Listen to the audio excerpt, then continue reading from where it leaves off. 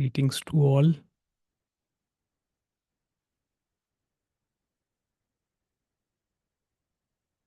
I hope you all are doing good.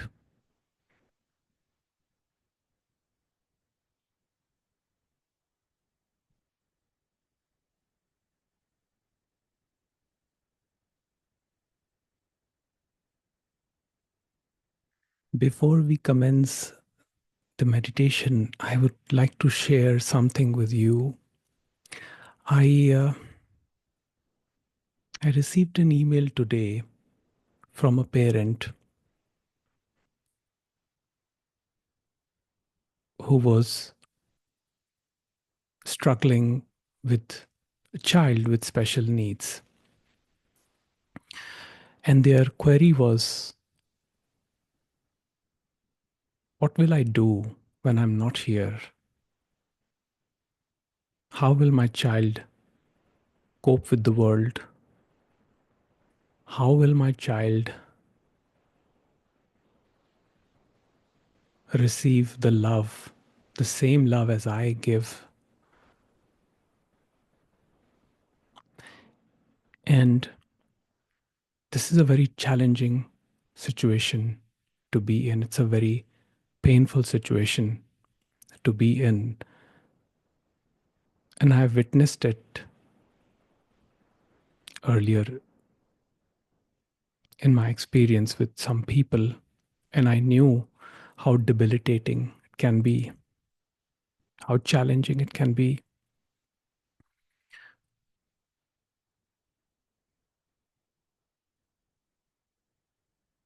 So my response to that parent was that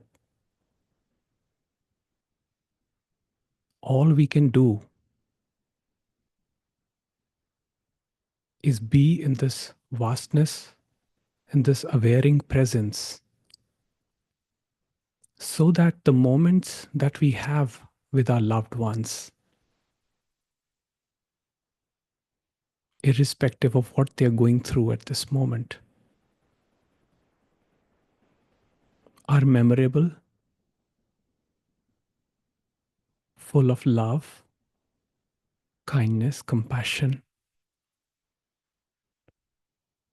rather than living in a state of constant anxiousness about a future. The one who gave the problem is the one who's going to solve the problem.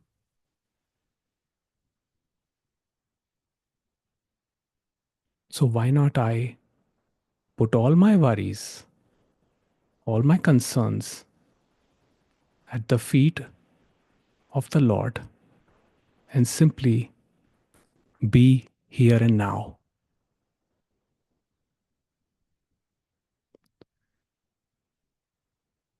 I would request you all, towards the end of this meditation, to just share this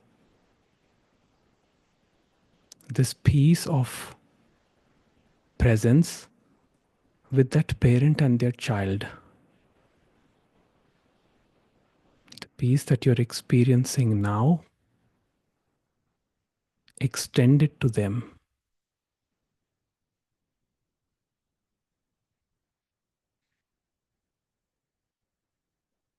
Let's take a few deep breaths.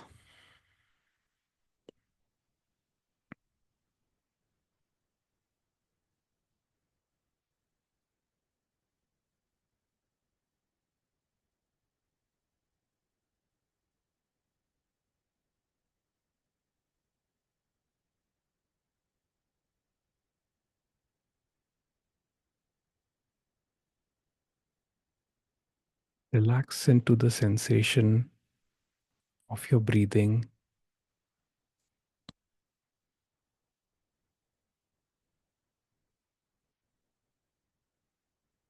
Keep your eyes open or closed as you wish.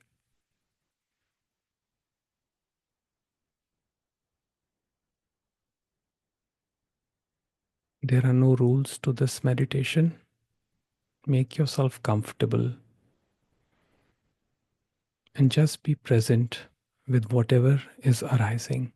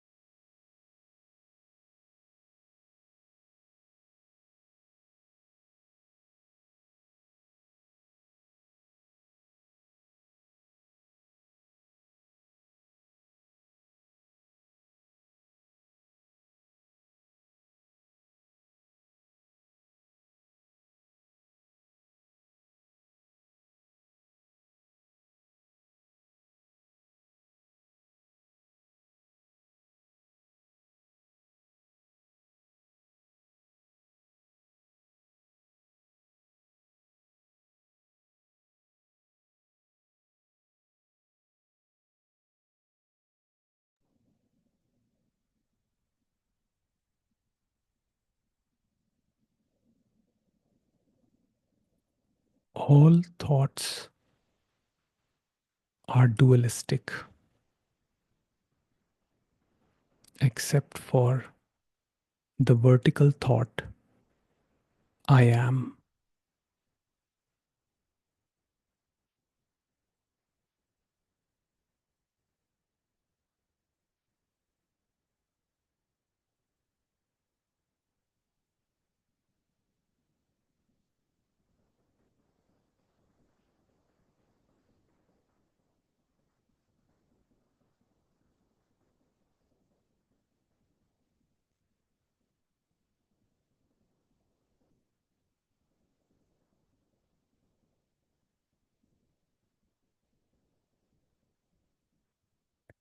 I am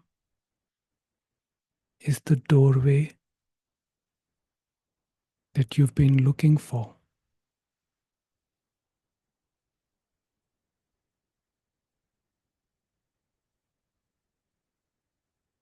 Thought made you believe it's closed,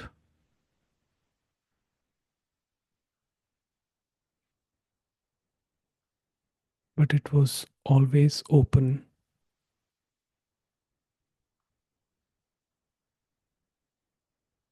It always remains open because it is the ground of all experiential awareness.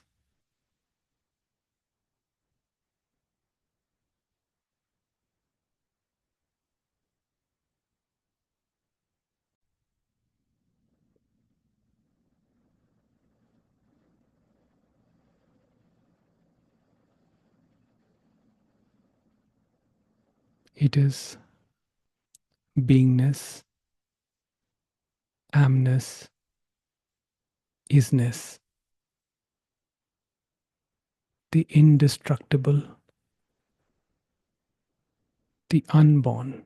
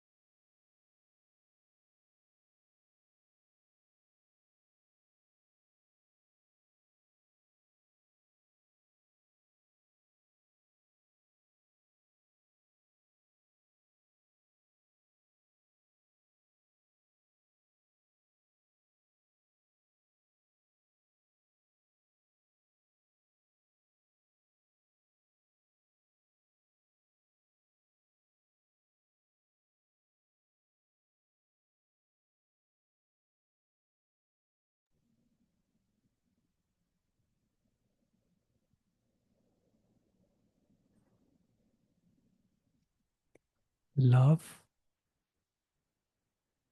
with the beloved is the greatest love affair of all.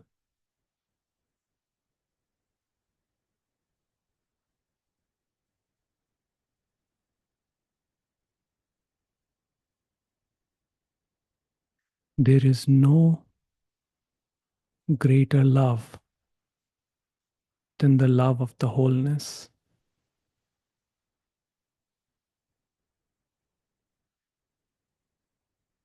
It is not to be sought or found, it is to be recognized through inward movement of awareness as the God principles that shine within us as the I thought. I am.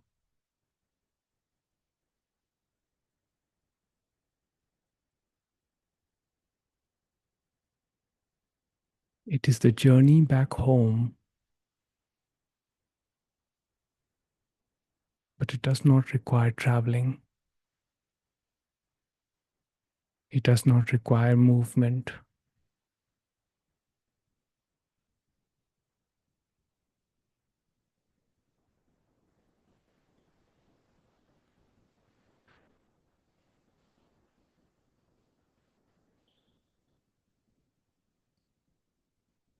It is not a feeling or a sensation,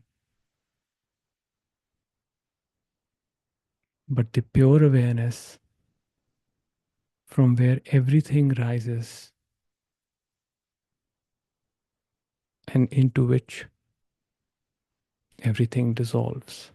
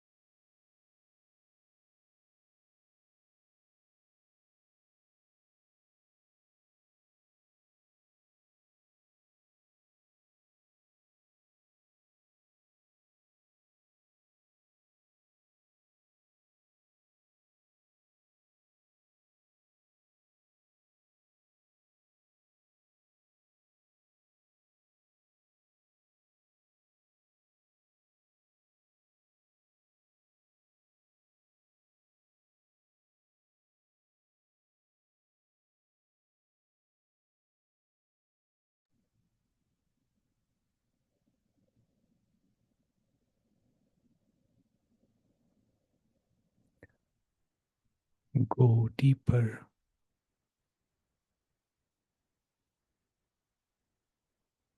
Relax and rest in this awareness of being that illuminates the opposites to create this multiplicity we call life.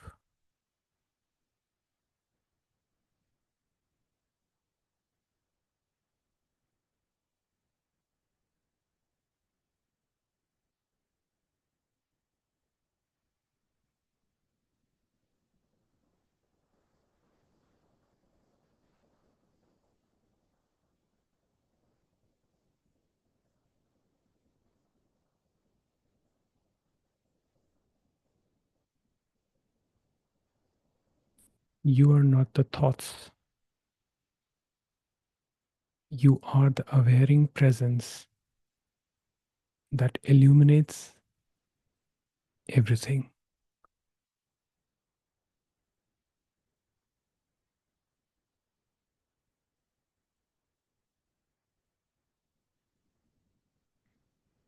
You are detached, unaffected, yet one with everything.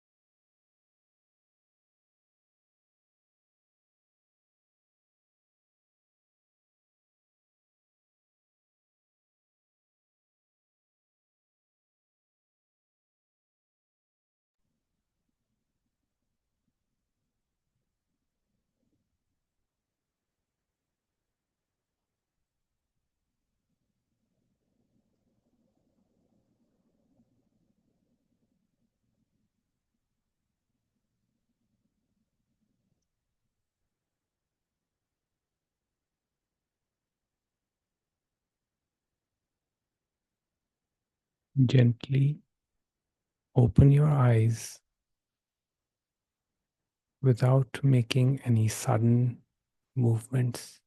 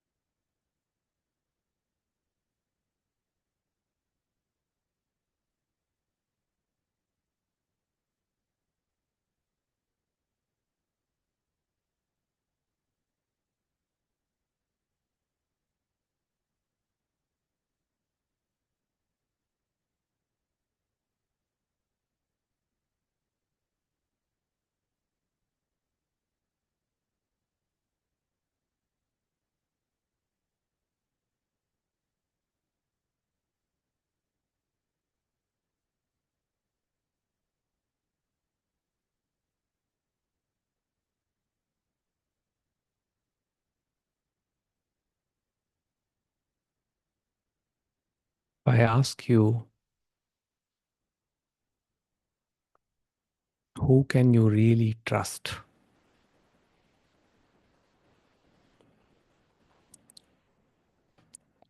What is that you can really trust in this life?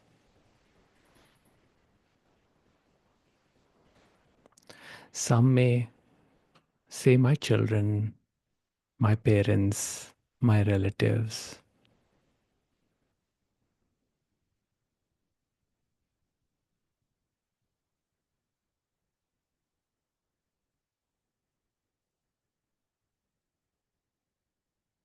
But what you can truly trust is the awareness.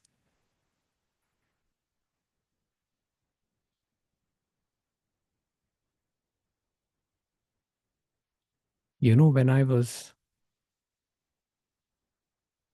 studying in New Delhi, we often used to lose our way while going to school because, I was 16, 17 years old and I had to catch a bus to go to school. And sometimes we would get on the wrong bus. But in those times, there was one bus number, and that was bus number 56, which had the highest frequency. And whenever we lost our way, we were told that just catch hold of bus number 56 and it will take you where you need to go. So every time I got lost, I would immediately look for bus number 56. And within a couple of minutes, I would find bus number 56 and it would take me home. So is the awareness. It never deceives. Whenever we lose our way in thoughts, in feelings, in emotions, in the challenges of life, awareness is the best friend. It's like bus number 56, which is going to take us back home, here and now.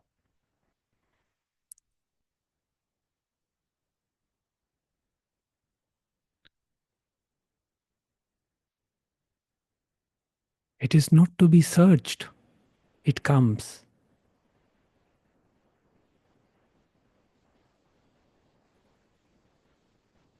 And whenever it comes,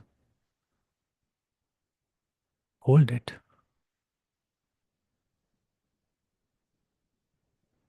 Be home.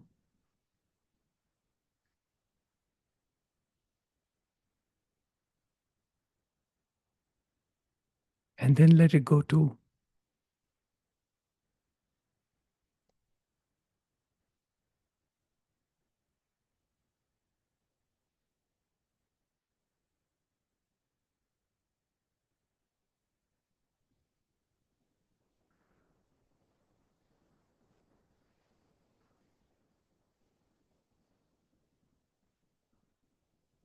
The job of all the masters is to point to the awareness.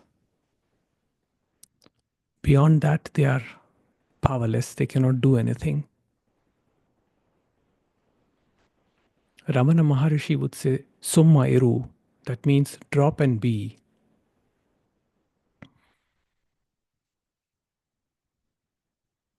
But he knew that just by saying that, not everybody is going to drop.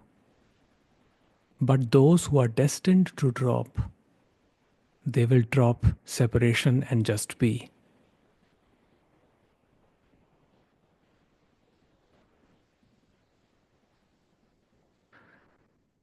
The irony is that the one that is looking for solutions,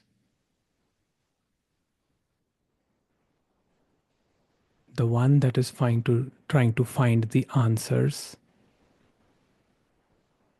that one is the key itself to the vastness. It is the God principle I that shines within us.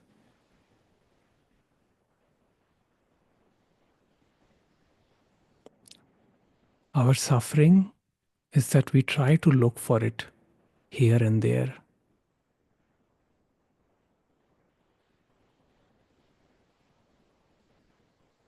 It is closest to us than any other thing. It is closer to us than thought.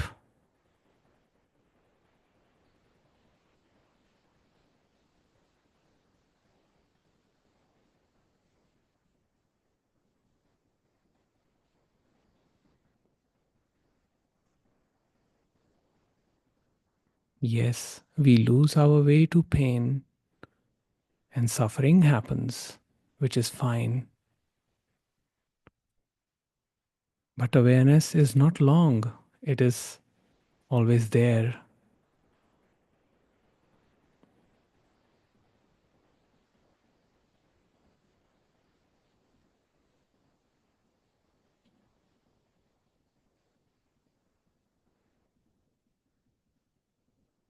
It's only a matter of recognition.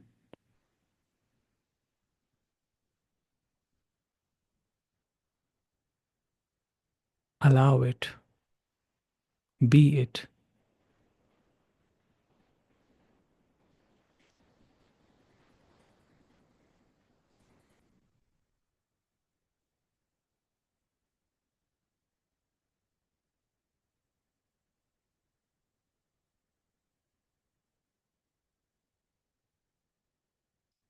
Feel free to share anything or ask.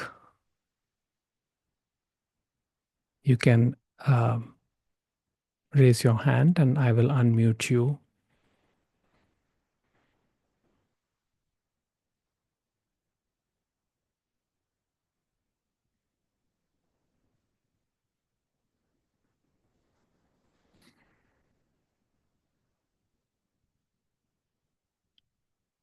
Okay, we have a sharing from Bodhi Martina. She says, nothing, we cannot trust anyone or anything in this world. I am 80. I have learned this through many experiences. Even the joy has its opposite. I know only thing, only one thing now, to return to the surrender of all things. Drop and be, this is the brutal truth. That is the key, only key for me now. It is closer to me than my breath. This is the truth. Then I lose this when my dear brother calls me screaming in pain. Then my body reacts and I cannot understand why things are the way they are. Then I have to drop inwards to find the source. Yes, that is true. But you see, it is the nature of life to flow like this. And yes, your own being is the most trustworthy, but the thing is, when one recognizes that being, one can definitely have a very fulfilling relationships also. Because the same being that powers me is the same one that powers the other also. Yes, when we see our loved ones suffering, it is painful, very painful. I will not sit here and say that it is not painful or that you have to rise above it. No, you have to go through it. We all have to go through it. Death, disease, all of it is going to happen.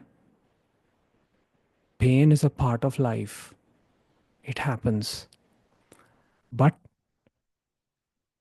when we recognize what we truly are, we can still enjoy life and live life to the fullest till our last breath. It is only when we get caught up in concepts that divide into two, right and wrong, that we suffer.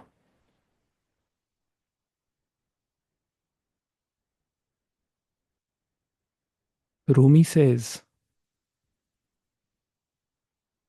see me in the open fields beyond the wrongdoings and the right doings. There I will meet you.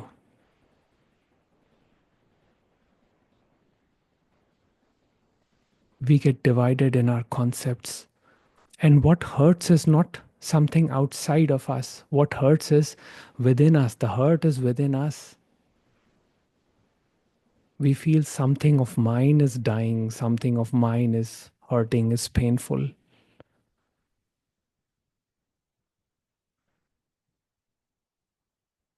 But the thing is, the body can die, the mind will also subside, but the essence is indestructible. Essence never dies because essence was not born.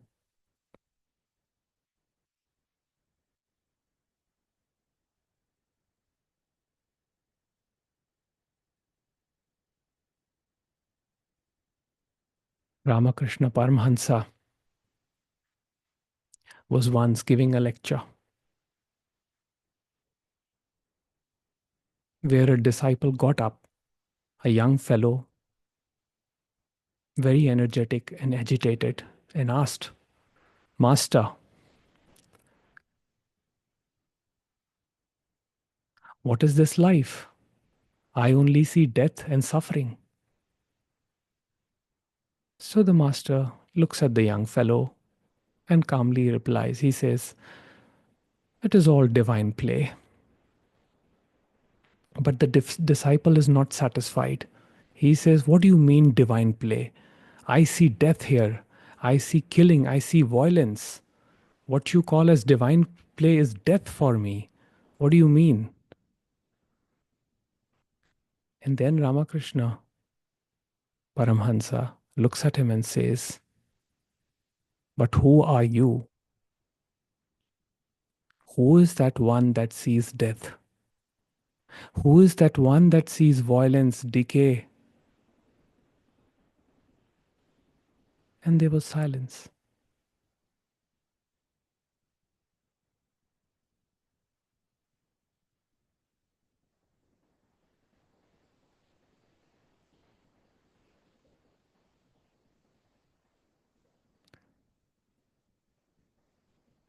Modern times are beautiful yet terrifying at the same time because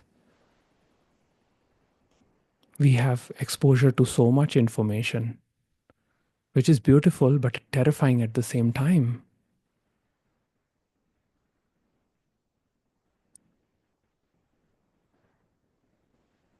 I think those of you who are here who have seen more life than I have, you probably know how hard it was to look for information back in the old days. I remember my father when he had to prepare for his exams, he would write letters to embassy to get books, international books. And he would wait months to get those books. And once he had them, his focus was laser sharp. And he studied all those books and he cleared exams and he got into great positions in life. But it wasn't easy. Today, you just open a smartphone and you have all the information, all those books are available. It's beautiful, but it's terrifying at the same time because there are so many opinions, so many people telling us, do this, do that, this is right, this is wrong. And we constantly try to seek validation, especially when the mind is restless.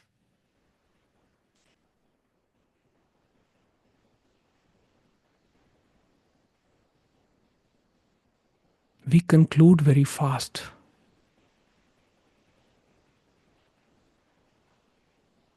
Either it's this or it's that. But we are not convinced. So we keep swinging from one direction to the other. Life is beautiful. One end, the other end says life is painful.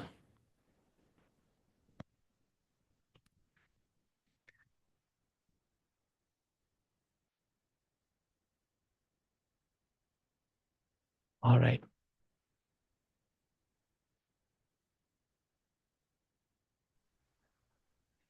Yes, AJ. Good morning. Good morning. How are you? I'm great, thank you. Thank you for the blessing of your time and the wisdom that you share with us. Um, my question to you is the awareness of our essence um, seems to be much more feasible in a sangha like this or in isolation. At the point of interfacing and engaging with others who are mired in ego or mired in separateness, then based on your teachings and an accurate description that ego is required in order for us to communicate, because that's the point of sharing, the identity has to resurface at the point of re-engagement with others. Um, how do you handle that? How do you process your truth when you can't share the truth and you can't be the truth with others who don't appreciate or understand the truth, and where you need to then pretend to be the character? You have to pretend to be the mind because that's how you engage while your truth is oneness. Your guidance on that, please.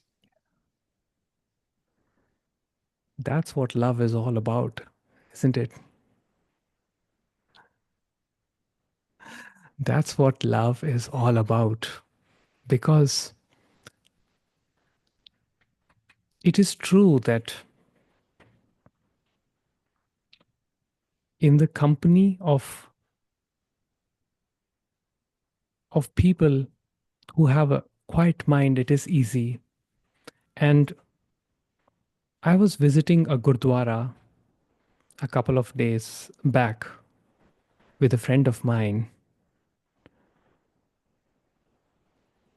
who's here attending the satsang.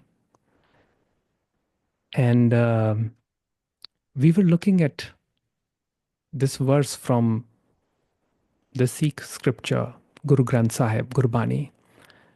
And it says very clearly in that seek the company of sages first. They use the word sangat. Sangat means community.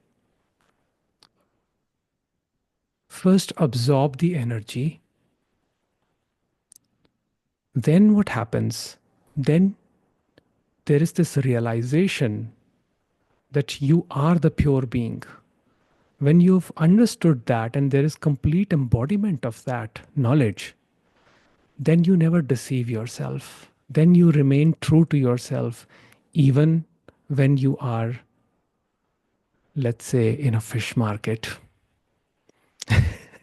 which is what modern world has become like, because we have become so opinionated, and we just want to prove that our version is the right version. Our knowledge is the right knowledge. Our truth is the right truth. We don't even give the opportunity for the others to explore. So, the whole idea is that as this presence grows within one, slowly, even while interacting with people, one does not abandon oneself. When I say abandon oneself, I don't mean the self that we imagine as an image of ourselves, but the eternal self, our pure being. So even when we are communicating with the others, we remain in this presence. It just becomes this our nature. It is there when we are working, it is there when we are interacting. But here is the thing. Yes, when the situation is intense, let's say for some reason, and let's say a reaction happens, in that moment, the dynamic may change a bit, but the presence is not lost. Because some situations do require reactions. The only thing is, once the incident is over, the awareness again settles you down. And there is no thinking, no story created around what happened. So, when this recognition of presence or beingness happens in oneself, you don't see people as separate, you see people as the same beingness. And it is like a child's play. I think even last time I gave this example. Children are so good at this. They will play and they will pretend to be characters for some time, and they will be very intense in the characters. But the moment they are off the ground and the mummy calls, they're like, okay, bye everyone. Whereas they may be playing enemies or,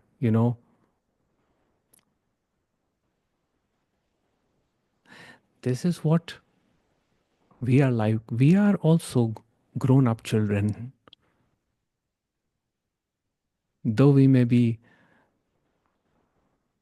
though we may have gray hairs or we all are children at heart, you know.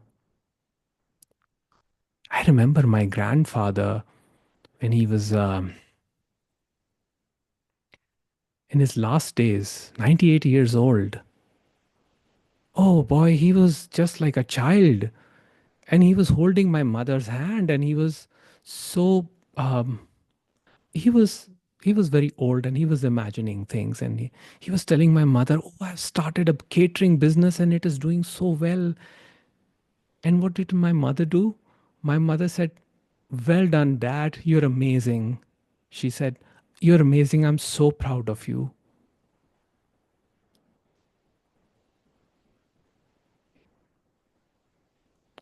Although my grandmother was worried.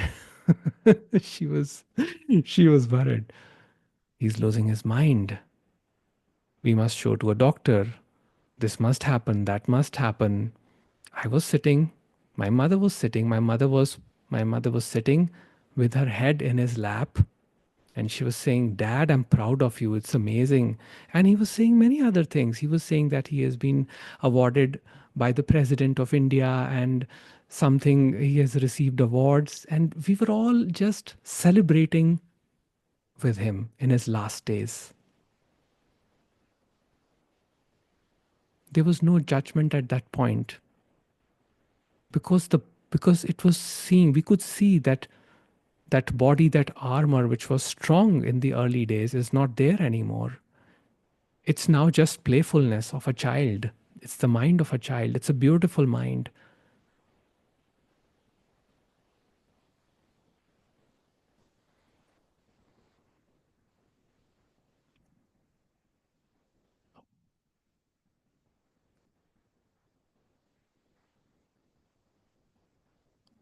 Yes, AJ.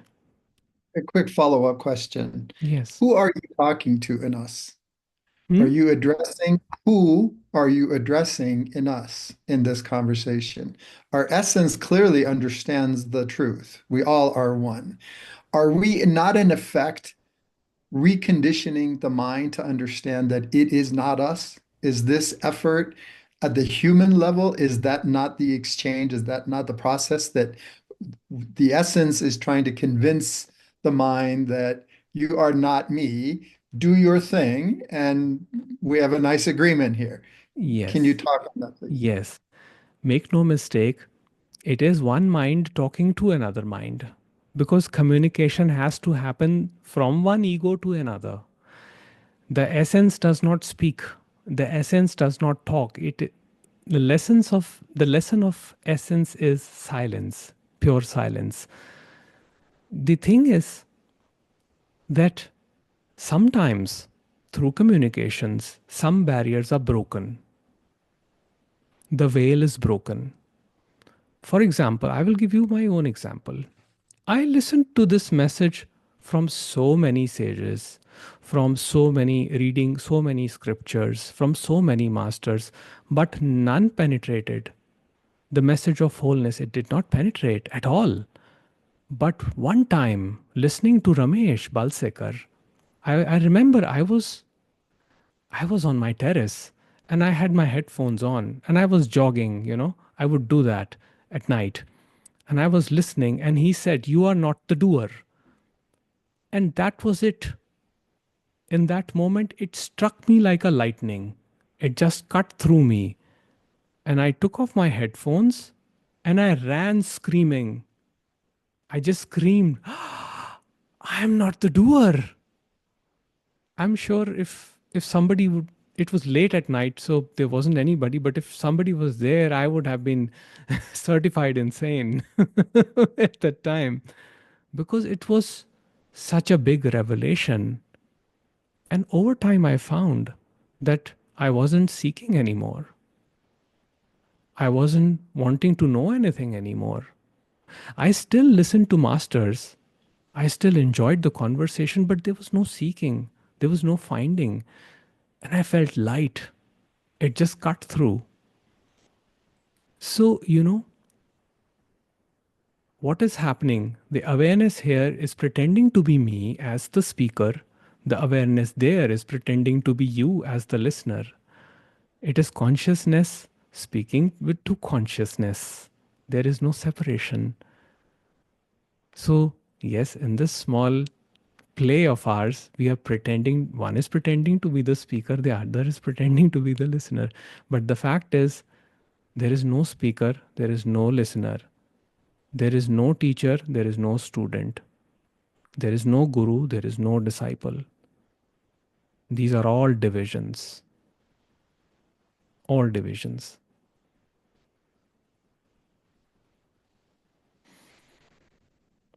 All right.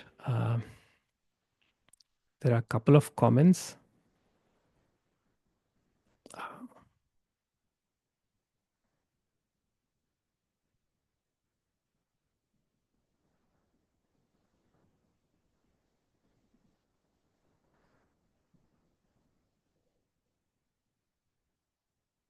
There is appreciation from Anju. Thank you for making me a part of this meeting. Thank you, Anju. Thank you for being here. And Krishna, thank you for including me, Jagjot. I'm Karnataka Kitta or YouTube. I really appreciate your time, care, and love. Of course, Krishna, I'm a great fan of yours. I love your music. Good to see you. I hope you're doing well.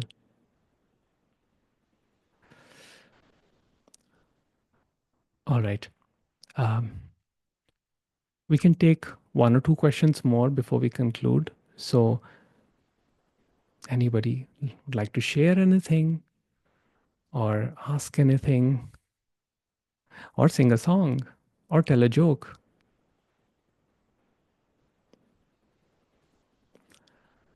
All right.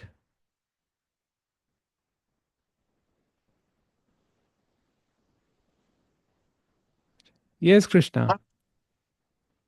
Namaste, Jagjot. Can you? Namaste, Krishna. How are you?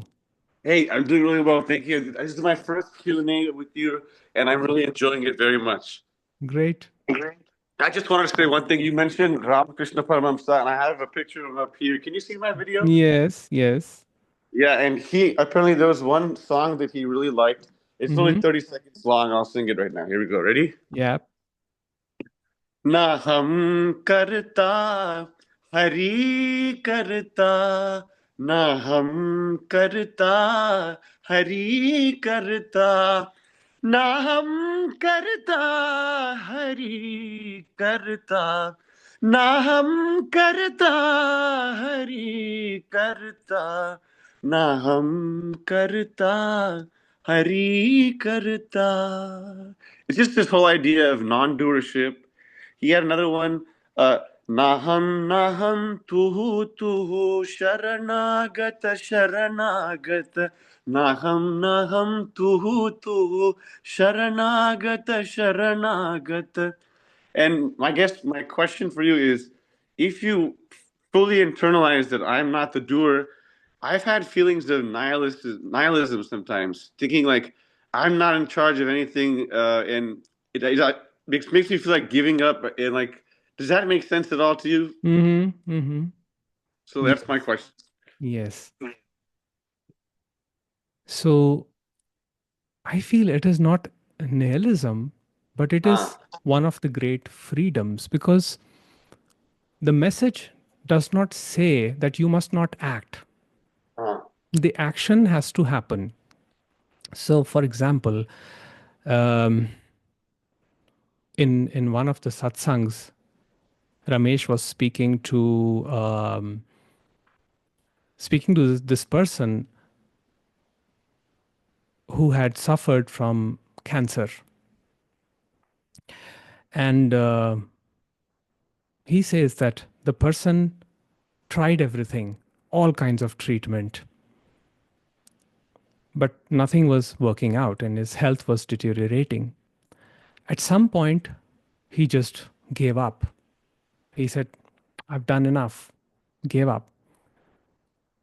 And then the health started improving. And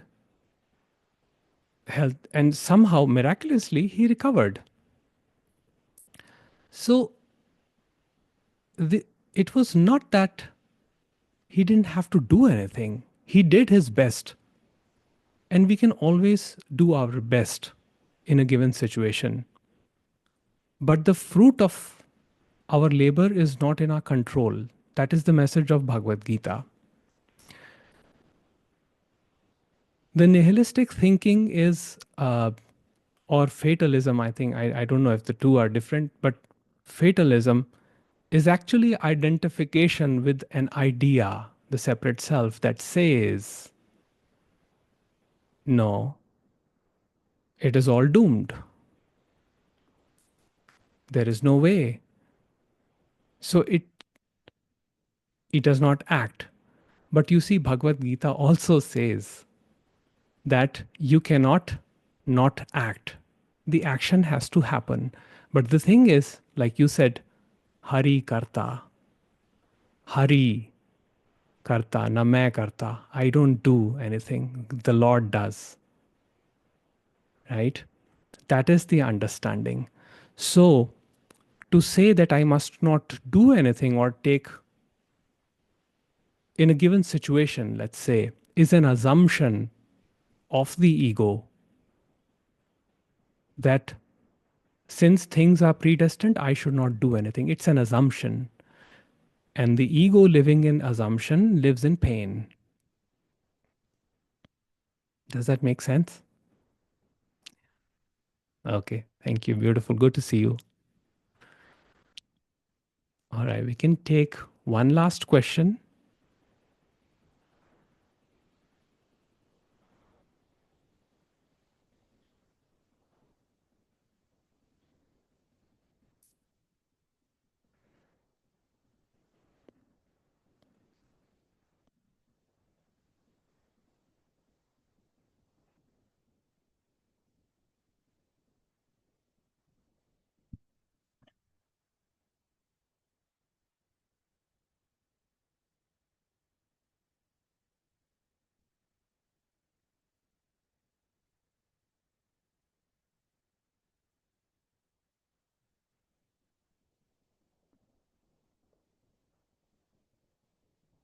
Okay, there's one comment. I think I'll just read that comment out, and after that we'll conclude for today.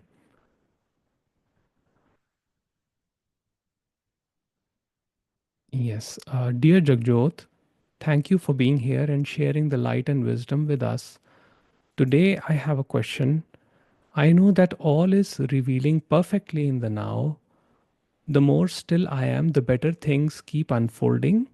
I have experienced it and I know it deeply, but still I find my mind on a daily basis engaging in activities concerning the future. Where to live, how sustainable, autark in the woods, and so on. There is always this searching energy for the perfect place and the perfect task. Could you please give me some advice how to handle this enjoying mind?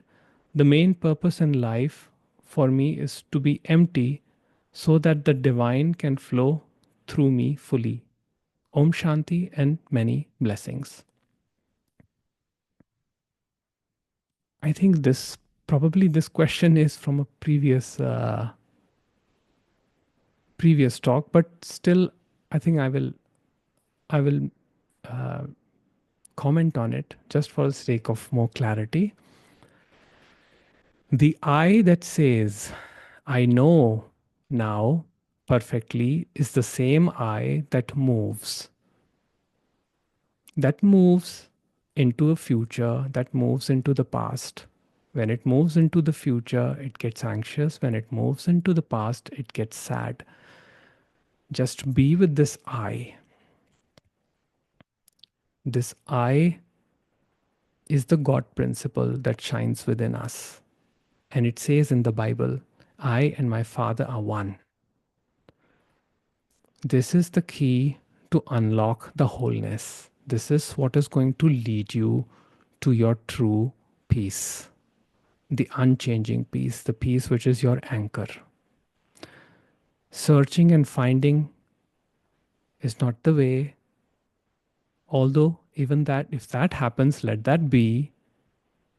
But the masters say, it is here now. This I is pure awareness, nothing but pure awareness. Let it merge into the pure awareness, into the being that is your true nature.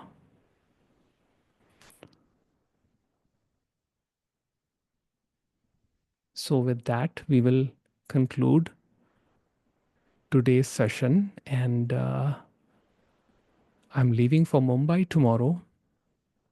So, there will not be a Sunday talk this weekend, but next Wednesday and next Sunday will be as scheduled. And if you have signed up for the WhatsApp group or email, wherever you are, you will get the notification for that. Thank you so much for being here, and I will see you another day. Take care. Wish you all peace.